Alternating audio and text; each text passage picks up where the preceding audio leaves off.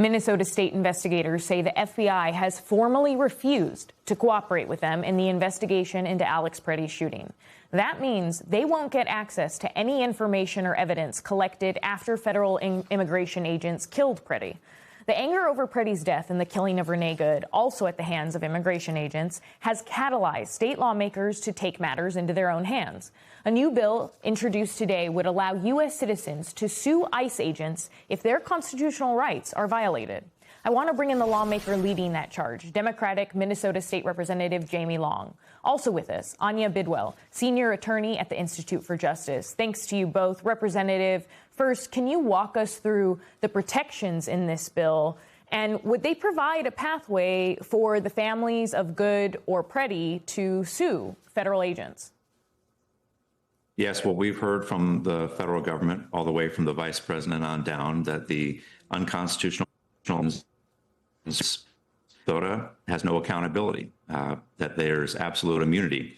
And we know that's not true, but the pathways are very limited right now at the federal level to hold ICE agents accountable for their reckless and unconstitutional and violent actions against Minnesotans, whether that's First Amendment protesters peacefully protesting their rights, all the way up to the killing and tragic shooting of Alex Preddy and Renee Good. So this bill would allow for Minnesotans to sue when their constitutional rights would be violated, so that at least there could be some civil accountability for those violations.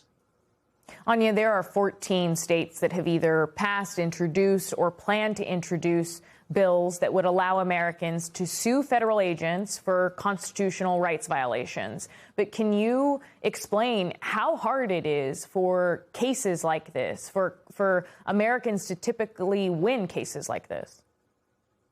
It's extremely difficult, Laura. Right now, the default rule is what Stephen Miller calls federal immunity. It basically means that if a federal agent breaks into your home without a warrant, if he takes your legally owned weapon, if he takes your phone when you're trying to record him, if he beats you up or even kills you, you can't sue that officer, that ICE officer especially, or CBP officer, neither in state court nor in federal court.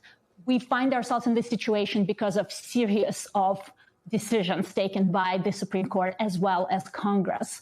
But it doesn't mean that states can't take control of the situation and try to provide residents within their jurisdictions with an opportunity to sue. Right now, however, it is really, really, really difficult, especially when it comes to immigration enforcement agents. And there are a number of states like Minnesota that are trying to pass bills like this that would give that right to sue some kind of relief. A lot of them moving to do this in the aftermath of Alex Preddy and Renee Good's killings. Representative, in the case of Alex Preddy, what's your reaction to the FBI's decision to not share information on Preddy's case? And are there any options that Minnesota has when it's conducting its own investigation? Well, it's outrageous. We have a terrific civil service agency in the Bureau of Criminal Apprehension, and it is their job to investigate when there are law enforcement involved shootings in Minnesota. They did so successfully in the aftermath of George Floyd's killing with the trust of them. They're nonpartisan. These are law enforcement professionals, and they have not been allowed to be involved at all in either the investigation for Renee Good or Alex Preddy, which really only leads us to not trust that these investigations are being conducted with integrity by the federal government. So that, to my mind, makes it even more important that we have a bill like mine so that there is accountability, so that the injured victims and family members of Alex Preddy and Renee Good can at least seek a civil remedy, and so that there can be some consequences for these actions if the federal government is not going to follow through on criminal penalties for the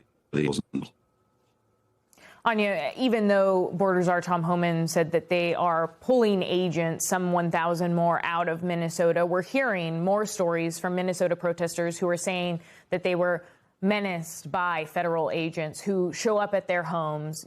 As you talked about, you work on cases like this. Do you see these tactics persisting in other parts of the country despite the administration's, rhetoric change of tune? Unfortunately, I do, and that's precisely because federal officials are legally untouchable. If you have rights on paper, but you can't enforce them, you might as well not have these rights at all. And that's what we're seeing with federal officials. They're behaving like they can't be touched. And I can't emphasize enough how different it is from state and local officials. Yes, state and local officials are difficult to sue. We have to overcome qualified immunity when we sue them. But with federal officials, qualified immunity is not even a thing that we get to litigate because we can't open courthouse doors in the first place. Federal officials know that. That's why Stephen Miller is telling them, you guys have federal immunity. And J.D. Vance, when he talks about criminal prosecutions, calls it absolute immunity. When they know that there is nothing that can be done to check their power, they will behave in an unaccountable manner. That's exactly what they're doing, and we worry that they will continue doing so unless states or Congress make it easier for accountability against federal officials.